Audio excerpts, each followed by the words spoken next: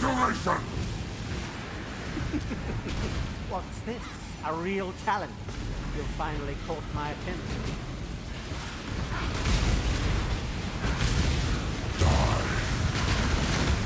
This city is nothing!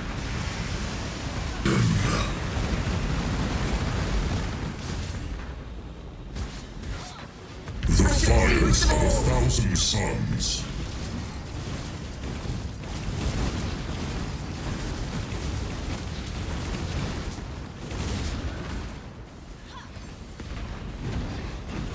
Incineration. Annihilation.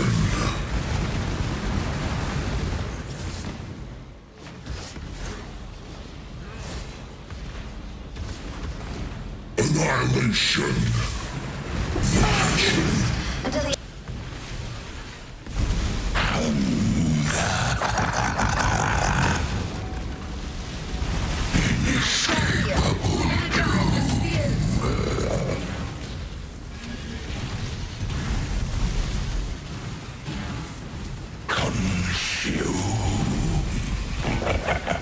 Be gone!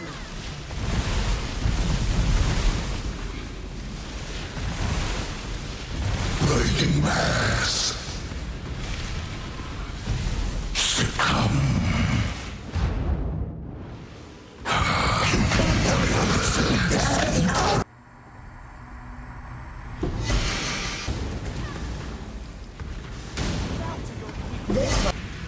Time to up the stakes. Mortal flesh is so fallible.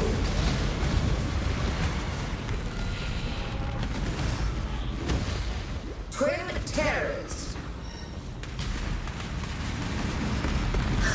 A glorious spectacle. Hello and welcome, Exiles. We've done it. We hit 55k ES. My previous record was 54,000. We've reached the goal. And not only did we reach the goal of getting past our previous single player ES number, we knocked it out of the park because this character is actually viable. And it's not just viable, it's good. I have to say this is probably my favorite Righteous Fire character I've ever made. And I've had a lot of fun leveling it up.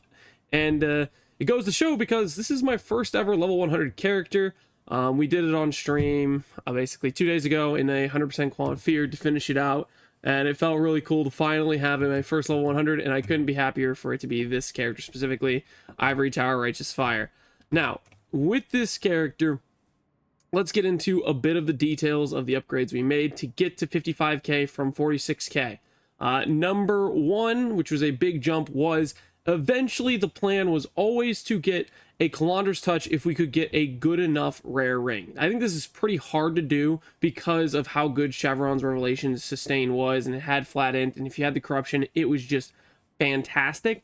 But when you do get a good enough ring, and the good enough ring is probably a ring with a synth of some sort of crazy ring, and you can double it, then eventually that can be a couple thousand ES jump, even though you might give something up on the tree. Because what we do is we trade some passes on the tree for the Brink of Death cluster, so we don't lose that much regen on our character. We still get to feel that cozy regen while also maintaining the higher ES jump from Chevron's Revelation. So that was a couple thousand ES jump.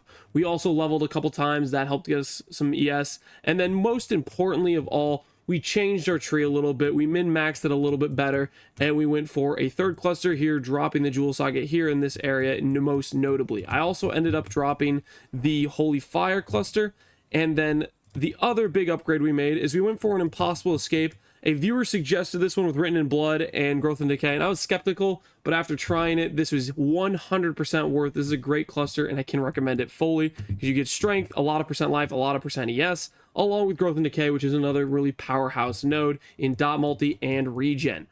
Not only that, but we ended up swapping to Unnatural Instinct over here to get percent life. That helps our ES go up. Quite frankly, depending on how much you want to go for quality of life versus actual just total ES and power, Unnatural Instinct is better here if you care about area, and better here if you care about moving a little bit faster and having more ES. That's kind of how it breaks down. All right, so those are the main tree changes we made, and As for this character now, I think I'm roughly invested around, I think 250 to 300 divines. It's not something I've kept track of well. If I'm honest with you, that is what I think the number is for currency I've spent that has made a realizable gain. And I say realizable gain because I've also spent about, I want to say, let's go over here.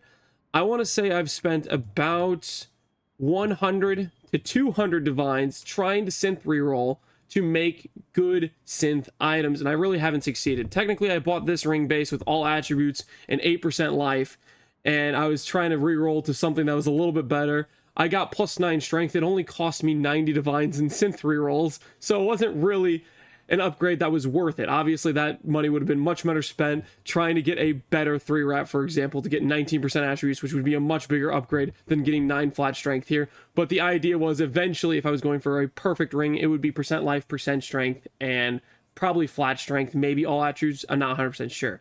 But anyways, as I'm saying, more on that point, if I want to take this character to the absolute moon, it all comes back to Vivid Vultures, taking synth implicits and rerolling them. Now, this character I have a great vision for in synth rerolls, but realistically, I don't think I can hit it, because I'm going to go over you what the mods are we would be searching for, and realistically, what I think the expenses would be. Now, for the amulet, it would be 1% per 15 strength. You'll notice a lot of our damage scaling is from 1% per 8 strength. This is roughly about 50% more to the strength scaling. And then it doesn't stop there. There are also boot mods like 1% per 20 strength, 1% per 20 strength. With both of these mods, if I had both of these synth mods, I would roughly double my strength scaling. It would be a very big damage increase to our character. Now, granted, we have % fire on the tree. We do have sources of it, so it's not going to be completely doubling our damage, but it's still going to be quite significant.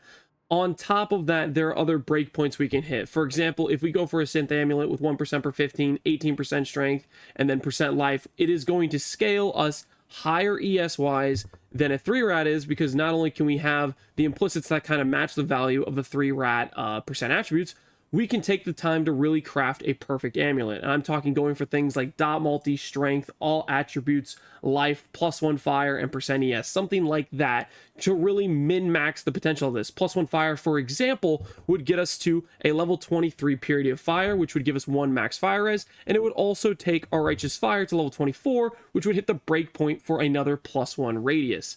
So that's just a lot of power sitting there, but that for example, represents multiple mirrors of investment in Vivid Vulture rerolls, and it would be the same thing for boots, where we're going 1% per 20 strength, and then maybe we're going for onslaught, and then on top of that 5% strength. It would be the same thing for going for our helmet. We want to get % life, % strength, and maybe flat strength. All of this stuff, it involves getting much higher ES scaling, along with making that scaling we have with % or with our flat strength, getting the number higher and higher and higher, probably 4K plus.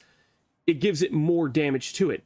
It is one of the builds that I think, there's very few builds in this game that I think are worth the mere tier level investment, to be quite honest with you. This is one of the builds where I would feel it's worth it. Granted, I am biased, right? I love Righteous Fire. Not only that, there is the potential, and this is one of the things I toyed around with my mind, because the one thing this character lacks, it can get good single target. This level of investment, it's quite good. You know, Val Righteous Fire does almost 15 to 20 million damage. Our regular Righteous Fire does like 5 million damage. Plenty of damage to do all the content.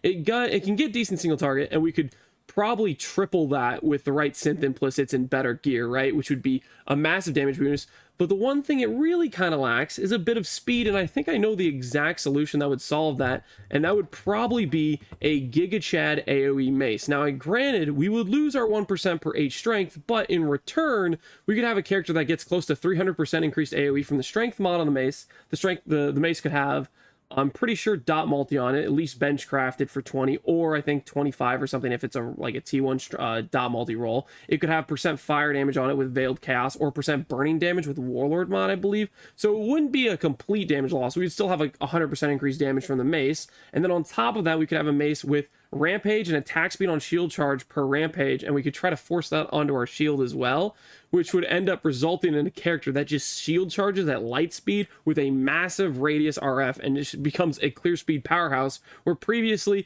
that was the one thing this build lacked. It can do tank, it can do single target, it does the feels good, you don't really have to think about what you're doing, you're just running through. What does it lack? It lacks a little bit of clear speed, and that's one of the examples of, if we took it all the way to the high end, it could be a powerhouse in that as well. And I'm saying all this to say, normally I would never want to open up any sort of freebies or basically funding for people who quit the league and they say, hey, do you want my currency? I usually just say no, I don't want to. I want to achieve my builds on my own. This is the one scenario where I would say, hey, if people want to donate to the cause, the one scenario I min-max this character is not by myself. I would have to grind the entire league and I still wouldn't get it done. I personally want to make other builds. I want to give more basically content. I want to do the 10 div challenge this league. There's other things I want to do. I don't have the time to grind that currency. So this is the one thing where I would open it up. If people wanted to fund us making the perfect gear, then in that scenario, we could give perfect items as a mirror service for free, pretty much for anyone who wants to try to copy the build without having to go to the crazy extent of spending multiple mirrors per item to try to even make the gear. So I was thinking that would be a possibility. If people were interested in that, we could do that. I'm not really going to plan on it per se. I've had one person donate to the cause, so we'll at least try to craft at least one mirror tier item with the currency we got from one donation. If more people donate, we'll see what we can do, and maybe I'll make another video on like the super version of the build. But ultimately, I'm quite happy with the version I've made here with the time I invested. I know I played this longer than pretty much any other character I've ever played before, and it was really satisfying to me. It's Righteous Fire, it's my favorite skill, and I think it's the best version of it I've ever made.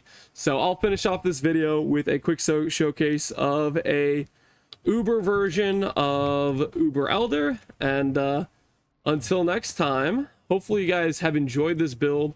Ultimately, I'm going to say, I've said it multiple times, I'll say it again, I don't recommend this unless you have some investment, because it really is one of those builds that it needs the investment to start to scale with it. And every level, every piece of investment you get, it gets more and more benefit of it. More and more benefit because of the compounding effects. Basically, the more strength you have, the more life you have. The more strength you have, the more ES you have. And when you reserve the life, that strength then gets multiplied by the percent ES. And then the more strength you have, the more percent damage you have, which scales that base damage you're getting from. It has this compounding scaling effect where it starts to shoot crazy up with the more investment you get. But you kind of need a decent investment to get it to the point where it does viable damage, in my opinion. So it's not a build I'm going to recommend. I'm not going to make a full build guide on it just because of how prohibitively expensive it is. And maybe later in the league, I can revisit it and try to do a budget version, but I'm not really planning on it. I think ultimately a budget version would be it would be quite scuffed. I think that's my theory, at least. Regardless, hopefully it was a fun basically journey. If you guys enjoyed the multiple videos on this series on perfecting this character, and maybe if some of you are crazy enough to try it out, you love Righteous Fire, you'll enjoy it as much as I have enjoyed making this character. It's been a lot of fun for me, and if other people enjoy it, that's cool too. If you at least enjoyed the videos, I'd say fantastic. As for what this character excels at and what I've enjoyed most about it, it can ignore pretty much dots in the game. For example, all the different degens. The only dot in this game this character cannot endure is dots that disable regen, basically disable your healing. That would be Maven with the spinny lasers, and this is Uber Maven specifically, the spinny lasers and the oh, what's it called? She says stand still, and then she does these like lasers from the sky or whatever. I don't know what they're called, but we can't sustain that degen because it turns off a regen. Same with a Cirrus Cloud. I don't know if it disables regen or if it's just like a really high DPS or it's based on percent life it degens. I'm not 100% sure. I don't know how to figure out the stats on the Cirrus Cloud. But from my experience, we can stand in it for a really long time, but we can't stand in it forever. It's plenty enough to like dive under and get Cirrus to spawn in, but we can't stand in it long enough for it to be just permanently just sitting in there and bathing in the Cirrus Storm. And then also Cirrus ground effects, if you're on that, it disables regen when you're on top of it. So I think the only other instance of that is the X-Arc ground effects. Basically, there's a few things in the game that just say, hey, you have regen on your character, well, screw you. They turn off your regen. This character can run less recovery rate unless it's a very high roll. Like if you have all the special nodes over here that multiply it and make it like 96% less recovery rate, it can do up to about 60% less recovery rate. It can do minus max. It can't do them both together. It's pretty common RF character like I guess feels in that regard, that you can't run those sorts of things, but it's okay. It doesn't make too much of a difference. It's kind of just where those are map mods you avoid. As for things this character can't tank besides degen, there are two one-shot mechanics I tested we can't survive, and that is the ultimate nuke from Uber Eater. That's the attack where he's charging up and you have to go around and touch all the balls. That attack we cannot tank. And the Uber Maven Brain Bomb, which we tank it sometimes if Solaris procs, but I don't think that's consistent. I wouldn't qualify that as a successful tank in my opinion, because it's kind of just a cheese, right? I could have showed you footage of me tanking it. I've done it multiple times, but it's just RNG. It's a 1 in 5 to get the Solaris proc, or if I got a really low roll type of thing, and that's just not consistent. But those are the two one-shots that can kill us that I found.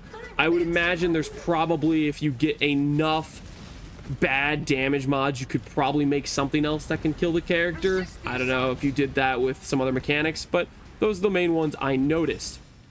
Outside of those one-shots and outside of the weird cases of you have ground effect that disables regen, the few other scenarios you can die is if you run out of flash charges / your flasks get disabled. And the one instance I'm thinking of is a tormented Thief's Grip, where it literally will turn off your flask this moment it hits you, and if you're dealing with a chaos damage monster that poisons you, it'll turn off your flask and then poison you, and the poison will go straight through and delete your 180 life, and you'll be dead. And that's how it goes sometimes, but that is a very rare possessed monster. I ran into it, I think I want to say 2 or 3 times on this character, and I played this character a lot. Our / played is 6 days, 10 hours. Hey, a lot of that's AFK. I swear a lot of that's AFK. But you get the idea. It's not a too common of a occurrence. But those are the main things that if you're going to die on this character, it has to be very specific. It has to be something like that. Oh, and one other thing, Coal and Expedition. Just a common thing. If you're playing low-life builds, Coal, you can click a node that will make monsters coal. And low-life builds, of course, are going to get cold because they're below 10% life. And that's just... If you do Expedition with Coal or whatever, you have to like turn off, I don't know, Discipline. You lose a lot of your ES. You're still going to be fine to do the content, but that's what you would have to do if you were trying to do a Coal version of Expedition. Those are the weaknesses of the character. Other than that, this character doesn't really have weaknesses. And hopefully you guys enjoyed the video. Hopefully you enjoyed the progress of the character. As always, take care, Exiles, and peace out.